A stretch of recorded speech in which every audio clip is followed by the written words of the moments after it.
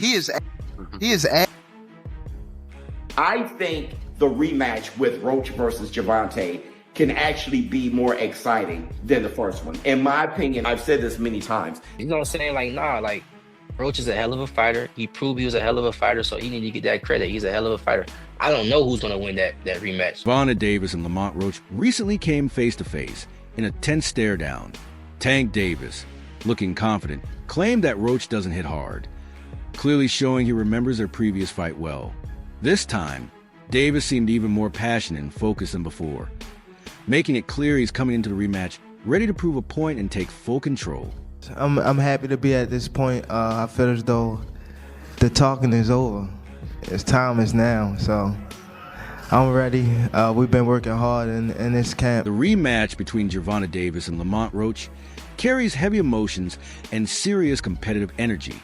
Davis believes he was unfairly denied the win in their first fight, which ended in a draw, and he's still fired up about it. That feeling of injustice is pushing him to come back even stronger. On the other side, Roach is training hard and with purpose, determined to prove that he was the one who caused Davis's knee injury in their previous bout. With both fighters driven by pride and motivation, this rematch promises to be an explosive showdown where each man is looking to dominate. Roach throwing his hands fast as hell. He's in the gym preparing. I think the rematch with Roach versus Gervonta can actually be more exciting than the first one. In my opinion, I've said this many times, the actual fight itself wasn't that crazy. The crazy thing is what you've never seen before, the knee. As far as a boxing match, it was, if you look at the copy box, they didn't throw a lot of punches. It wasn't like, it wasn't really a great fight. But as far as the fight itself, the second one can't, because I think Tank is coming for blood. He's not going to pull his punches at all. I don't think he really did the first time, but I'm not sure how well he prepared or how mentally focused he was. I think you're going to get the very best Tank in a rematch, and you may just get an even better Lamont Roach, since Lamont Roach don't have to speculate if he's good enough. He fought Tank. He has more confidence now than he did before, and he felt that he was robbed. So he's going to be on one. I think the rematch is going to be far more exciting. Tank Davis is on a mission to shut down his critics and get back to the top of his division. His training has been intense, focusing on strength, speed, and smart strategy. He knows how important the little things are and is zeroing in on fixing any weak spots from their last meeting. This kind of preparation shows how serious he is, not just about winning, but winning convincingly. Davis is determined to prove he's still one of the best, ready to face any challenge head-on. Everybody really think Tank go take the L. I've been seeing it. They said it's over. They think that this time Lamont go in more confident, knowing that basically he can, really take it to Tank. Yeah, I want him to go in there confident. He's very skilled. Go in there confident, because you gonna go up against a different Tank. Like I told y'all in previous videos, he go in there confident, thinking he could walk Tank down. Don't forget, with Tank, if he get you on that button, them lights going off, I don't care who you is. Remember how it ended up with Frank Martin? So yeah, don't go in there thinking that you going against like somebody that, like Ryan Garcia, somebody that's gonna fold. You're going against Gervonta Tank Davis. And I think that confidence is what's gonna get Lamont dropped. Because one thing I will say, with Tank, that wasn't your best fight against Lamont, bro. I feel like you was in your head too much, you was overconfident, and you was really just, your mind was in y'all story, the lore and everything with y'all history. You ain't going there like I'm fighting a stranger. You going there like, oh, this Lamont, this from the same camp, we from the same area. But now I think that whole situation woke him up, because you gotta think, Tank not used to losing. He not used to people being against him. He not used to being the one that like gotta step back from a situation. That's why I think he being hushed right now, because when he come this time, it ain't no talking. And that's why I think it's scary, because we never see Tank in that mode where he don't say a word. I think this gonna be a different Tank. And what's crazy is Tank used to be like that in the beginning, like when he was with Floyd.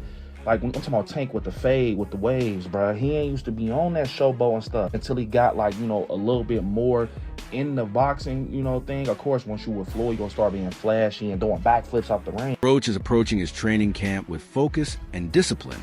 From day one, he's locked in with a clear goal, coming to the ring sharper and more prepared than ever. He understands how big this fight is and is fine-tuning both his physical and technical skills. Every punch, every round, every defensive move he practices is designed to raise his performance. His commitment shows he's not just coming to compete. He's coming to take on Davis with everything he's got. Lamont Roach in training camp, ready for one of the biggest rematches in 2025 against Gervonta Tank Davis, one of the biggest faces in boxing. What a Roach's mindset going into this rematch shows maturity and respect for his opponent. He admits that while their first fight ended without a clear winner, there's no room for mistakes this time. In his interviews, Roach speaks with calm confidence. He's mentally ready for anything Davis throws at him. He's not relying on what happened last time, nor is he underestimating Davis. Roach sees this as a brand new fight and knows it will take total focus and flexibility to win. What do you have to do to create enough separation where this don't happen again? Whew, it's a good question. It's going to be based on my training camp. I have to push myself a little harder if that didn't give me the win. And I have room. I definitely have room. I'm not going to lie, I have room. You believe you fought the best Gervonta, or do you think he got some more gears? 100% for a fact. I think he might have some more gears, but I fought the best Gervonta that night. I don't want people to get it misconstrued or whatever the case may be. He's a hell of a fighter. Hell of an IQ, great punching power, good speed, and a really good boxing ability. A lot of people underrate that. Don't think because of what I did, y'all think y'all can just go in there and think y'all can have the same night, you know what I'm saying, or do the same thing. He still will go upside your head and crack you, and you know what I'm saying, you might end up on the floor. Everybody not built the same, and that's what people get it messed up. He did a whole lot of things that was good in that fight, a whole lot. And I'm telling you right now, if he wasn't as good of a fighter as he was, that would have been, you know what I'm saying? I would have steamrolled him. Don't get that misconstrued. He's still the guy he is. It's just he ran into a guy that's on the same level. Keyshawn Davis brings a unique perspective to this fight. He sees it as evenly matched but unpredictable, largely depending on Gervonta Davis's emotional state. Keyshawn hints that Davis may not be as passionate about boxing right now, which could affect his focus and energy. Meanwhile, Lamont Roach seems fully locked in, with his drive and hunger stronger than ever. This difference in motivation adds even more tension to an already high-stakes around the bout version he shows up with, and no disrespect to Roach, but you know what I mean. No, that is disrespectful for the Roach, and like y'all fight fans gotta realize that is disrespectful. You know what I'm saying? Like he in there fighting another grown man that ain't going for none of that shit. You know what I'm saying? And you don't think Roach is gonna come with another game plan or something better or this, that, and third. So when they had a rematch, are y'all still gonna say, oh, Take's still not his full self ever since he fought whatever? You know what I'm saying? Like, nah, like Roach is a hell of a fighter. He proved he was a hell of a fighter, so he need to get that credit. He's a hell of a fighter. I don't know who's gonna win that rematch. I honestly feel like Tank is losing love for the sport, or he lost the love for the sport, and he's no longer hungry anymore. Well, that's what I was getting at. Yet you got a guy that's just super hungry and never had no attention, now getting all his attention, and now he get around two of his attention. Is like shit, that's kind of hard to beat. You know what I'm saying? But at the end of the day, Tank is still a great fighter. You know what I'm saying? So that's what I'm saying. It's 50-50. And to your point, we were saying, okay, he lost love of the sport. The rivalry between Davis and Roach is about more than just one fight. It's a turning point in both of their careers. Davis built his name as a knockout king, but Roach broke that image with his toughness and smart tactics in their last meeting. That fight revealed areas both men need to improve. For Roach, it was a major confidence boost.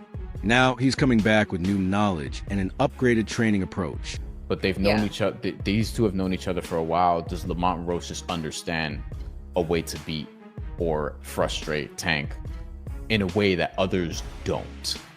You know what I mean? Like, has he just found it, so to speak? Like, I have a lot I want to find out after that, because the first fight was so controversial. I think leaving it up to a draw is fine, whatever, even though under the letter of the law, Tank probably should have lost this fight, and probably would have if they counted the knockdown when he took a knee. He blamed it on grease. I assume he won't on his hair.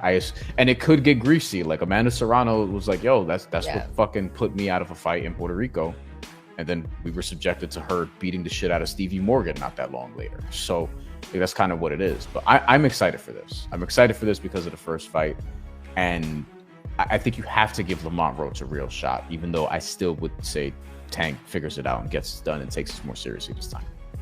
Yeah, I think that because they're so familiar with each other, like these guys fought each other when they were kids, and then Lamont Roach comes into the ring, and listen, regardless, like Lamont Roach came in there and he was confident, and I don't think a lot of people believed that he was going to be able to get it done against Tank. People thought that Tank was going to knock him out. Here's the thing though, Tank is actually super skilled. Like he doesn't throw a lot. When he does, he's extremely accurate, but he does have skill. And what he does is he reels in his fighters and he ends up landing big shots on them that end up knocking his opponent. Lamont Roach has earned serious respect in the boxing world. Top fighters and analysts recognize his talent. Shakur Stevenson has praised Roach for being an all-around fighter, someone with great timing and defense, not just punching power. Joe Rogan has called this rematch a real battle, not just another event. Their support shows how big this fight really is, one driven by personal ambition and professional pride. The buzz around it only adds to the pressure and excitement. You were one of the handful of people to pick Lamont Roach, giving him a tough fight. What do you see? I think it's dangerous for him to go back in there and fight Lamont. I think Lamont is a hell of a fighter. I can see that going left. So he better be on his A game. Did you think Lamont won the first fight? 154 and fight. I asked two questions at the same time. I ain't hear shit y'all do that. You really want to move up to 154 after this fight, kind of thing? Yo, you know, I kind of said 154. I probably was stretching it. I'm stretching 154, but I'll fight him at 147.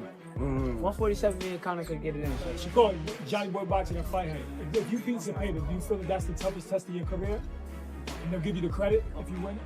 Who knows? It's a never-ending process, you know. For Lamont Roach, this rematch is about making his mark in boxing history. He's focused on legacy, not just a paycheck. Beating a name like Gervonta Davis would be a huge moment in his career and bring him global respect. That's what fuels his intense training and strategic mindset. Behind the scenes, his family and team help explain the deep tension between the fighters. Roach's father recalls that Davis was careful going into the first fight, fully aware that Roach could be a serious threat to his undefeated record. This wasn't fear, it was strategy. But even with that caution, business and media pressure pushed the fight forward, setting the stage for a powerful and unforgettable showdown. Now, the sequel is just around the corner. In camp, so knowing the coaches, they knowing us, you know, work is both ways. It ain't just our way. Coming from both sides, so but no, was I shocked? No. I think Tank tried to tell y'all, Calvin tried to tell y'all, Burry tried to tell y'all, but they didn't want to hear it. They just so stuck on trying to force Tank to fight who they want him to fight, and it don't work like that. You know what I'm saying? So it just was made for a great fight, so people need to just sit back and get ready for part two. It's gonna be epic, man. I can't wait for part two, man.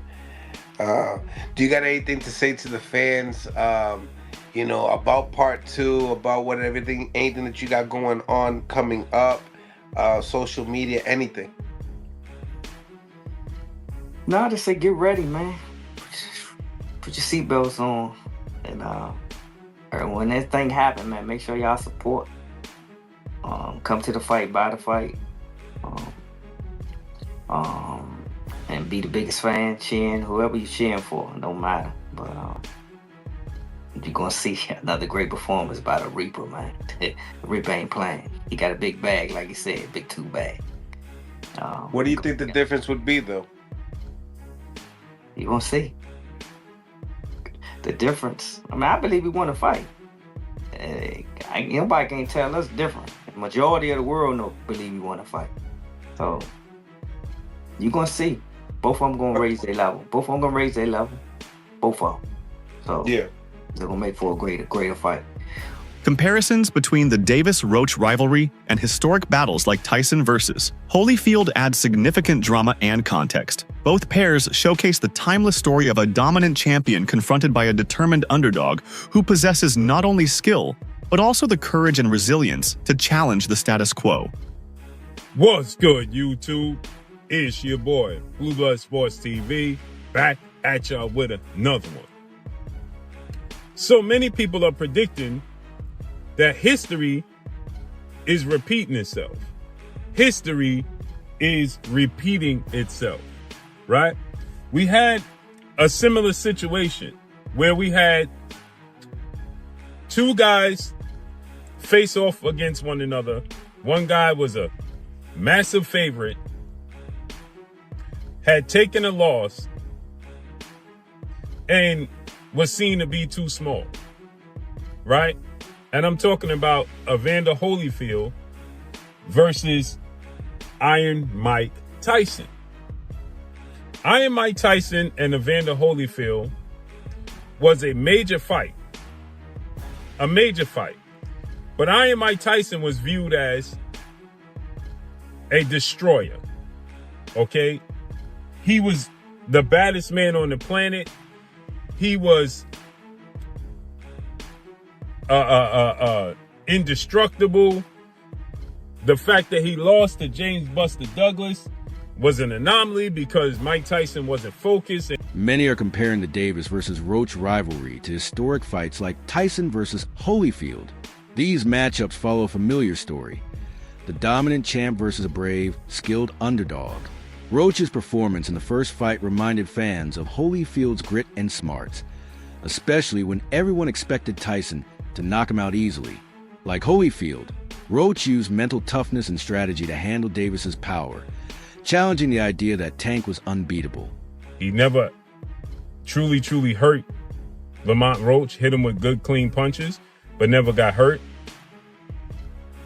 Lamont Roach ate the punches, similar to Holyfield, where we seen him get hit with some big punches from Mike Tyson, but weathered the storm. But he visibly hurt Mike Tyson more than Mike Tyson hurt him.